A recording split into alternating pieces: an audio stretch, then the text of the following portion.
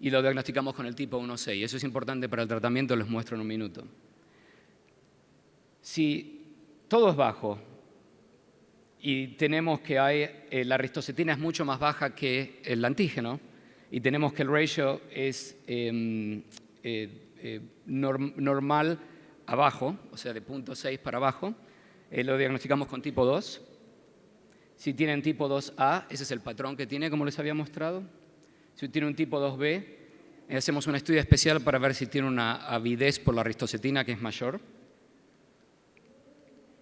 Y si es un tipo 2M, generalmente tiene muy baja la ristocetina y los multímeros son normales. Y como les decía antes, el tipo 2N se caracteriza por una muy baja cantidad de factor 8 comparada con los otros factores. Y obviamente cuando hay una ausencia casi total del antígeno, la ristocetina y el factor 8 es muy bajo, lo diagnosticamos con el tipo 3. En cuanto al diagnóstico, entonces, es importante hacer un diagnóstico porque los tratamientos cambian, y ahora les voy a mostrar por qué. Y lo que sabemos es que hay, y no lo puse en esta presentación por el tiempo, pero que hay un movimiento en Estados Unidos y en partes de Europa para secuenciar estos pacientes y diagnosticar las mutaciones y hacer un diagnóstico un poco más genético. Nosotros hacemos esto en un laboratorio, pero es muy complicado porque, como les mostré antes, el gen es muy grande y es muy polimórfico, hay muchas variantes. Si nosotros secuenciamos el gen de von Willebrand factor en toda esta población, en este cuarto, vamos a encontrar que cada uno tiene más de 50 variantes que son específicas para esa persona. Entonces es muy difícil diagnosticar qué es una mutación y qué es no. Una secuencia normal. Puse esto porque esto es lo que estamos viendo también mucho en nuestro hospital, que es el adquirido, el síndrome de von Willebrand adquirido. Y le quería mostrar los mecanismos más que nada. Y uno lo tiene que pensar cuando hace una consulta hematológica en el hospital y lo llaman por sangrado. Uno de los mecanismos es cuando el factor de von Willebrand se une a las células malignas, y esto se ve mucho en los tumores de Wilms en los niños, se ve mucho en los mieloproliferativos y en los linfoproliferativos. O sea, cuando uno hace una consulta, yo siempre digo a los hematólogos, uno tiene que pensar que a lo mejor el paciente sangra por una deficiencia plaquetaria, pero también por un adquirido de von Willebrand. Al mismo tiempo se puede unir a anticuerpos, como las enfermedades autoinmunes. Y después la otra que es importante es saber que los pacientes que tienen estenosis aórtica o que están en circulación extracorpórea pueden tener una actividad incrementada de la enzima que corta el factor de von Willebrand, y eso lo vemos mucho en estos pacientes y desarrollan lo que se llama un síndrome adquirido de enfermedad de von Willebrand. Acá les puse yo les mando la presentación si quieren, pero los mejores reviews y demás están en estos 3 papers probablemente. Y lo que se ve es que hay un incremento, el porcentaje de las consultas por enfermedad cardiovascular y síndrome adquirido está aumentando porque hay corazón artificial y demás. Entonces, la última parte de la charla va a ser sobre el tratamiento de la enfermedad de von Willebrand. Entonces, ¿cuáles son los objetivos del tratamiento? Y obviamente es hacer buena hemostasia, prevenir el sangrado quirúrgico o postquirúrgico.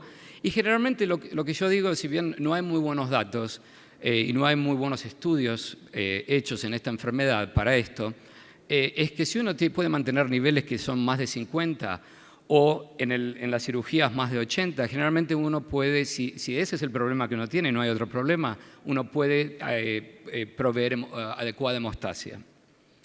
¿Cuáles son los tratamientos, las opciones de tratamientos que tenemos? Bueno, uno es la desmopresina, y ahora vamos a ver cómo actúa. La otra es la administración de los factores derivados del plasma que inicialmente se hicieron para el factor 8 en la hemofilia y como tienen un alto contenido de factor de von Willebrand, se usan para la enfermedad de von Willebrand. Y después lo que llamamos la terapia ancilar, que son los antifibrinolíticos fundamentalmente. La desmopresina es un sintético, es un análogo de la hormona vasopresina y solamente está cambiada en un aminoácido. Y nosotros creemos que se une al receptor B2 de las células endoteliales y lo que hace es estimular la secreción del factor de von Willebrand y del factor 8.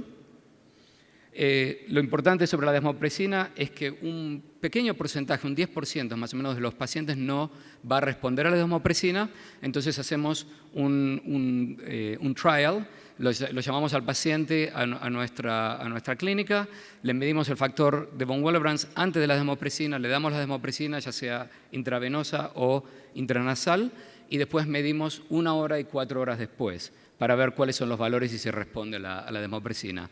Mucha gente dice que está contraindicada en el tipo 2B porque incrementa la trombocitopatía, las plaquetas bajan mucho, pero nosotros lo hemos usado en algunos pacientes sin ningún problema.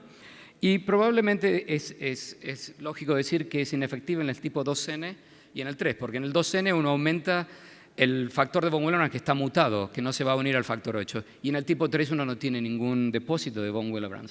¿Cuáles son los efectos adversos? Bueno, mucha gente no le gusta porque provoca esta, ahí me va a disculpar, el facial flushing y la taquicardia y el dolor de cabeza. Y recuerden que como tiene acción como la hormona vasopresina, provoca hiponatremia también. Y en niños menores de 2 años realmente no lo usamos porque, y yo lo he visto personalmente, hay hiponatremia dilucional y hay convulsiones. Estas son las dosis que utilizamos, pero eso lo pueden leer en cualquier, en estos reviews.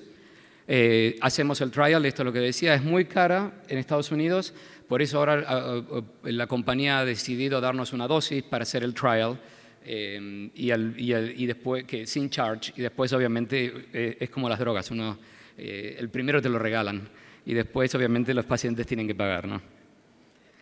¿Por qué les dije que es importante esto? Porque esto lo publicamos hace un tiempo con Bob Montgomery, que si uno mide la respuesta a la desmopresina en los pacientes con enfermedad de von Willebrand tipo 1 y uno hace el mean, o sea, la media, y esto ve que hay unas barras que son muy altas, uno tiene que la respuesta, uno podría decir, generalmente sube 2 o 3 veces y después, bueno, baja a las 4 horas. Pero si uno ve la distribución de cada paciente en la curva, ve que, por ejemplo, este paciente a la hora tenía una respuesta bastante buena, pero miren lo que pasa a las 4 horas.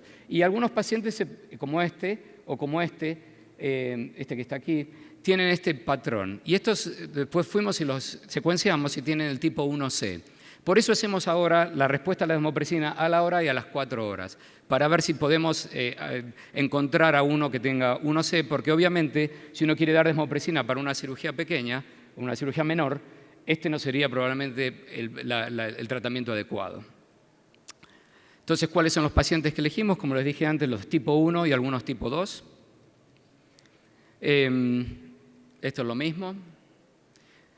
Usamos las terapias ancilares, el Amicar se usa mucho, el aminocaproico se usa mucho en Estados Unidos porque es barato y funciona bien. El único problema que tiene es que causa náusea en algunos pacientes y malestares estomacales. Y después lo que usamos mucho ahora es el ácido tranexámico, que así en Estados Unidos se llama cyclopropin y listeda, y se usa fundamentalmente, lo usamos para jóvenes o adultos con menorragia, con trastornos de la menstruación y que sangran mucho, y son bastante efectivos en eso. Último, los concentrados. Los concentrados, yo siempre digo, esto lo pongo para los fellows y los residentes muchas veces, que recuerden que el factor 8 recombinante del monoclonal no tiene factor de von Willebrand, o sea que tiene que usar los derivados del plasma. Los productos que son los que usamos en Estados Unidos y en gran parte del mundo, generalmente están tratados con calor y con detergentes para eliminar los virus. Y en general, no creo que haya habido un reporte de enfermedad viral transmitida desde el 92-93. O sea, son bastante seguros. Y después recuerden que los crioprecipitados contienen altos niveles de enfermedad de factor de von Willebrand, pero nosotros no lo usamos casi, no es una condición extrema. ¿Cuáles son los problemas? Es que no hay datos para mostrar, muy buenos datos. No hay estandarización en vitro, es dificultoso para muchos hospitales, incluido en Estados Unidos, monitorear los niveles, y no hay muy buenos datos, y ese es el problema que tenemos. Hay 3 factores que son, y los pongo los 3, que están aprobados por la FDA en Estados Unidos.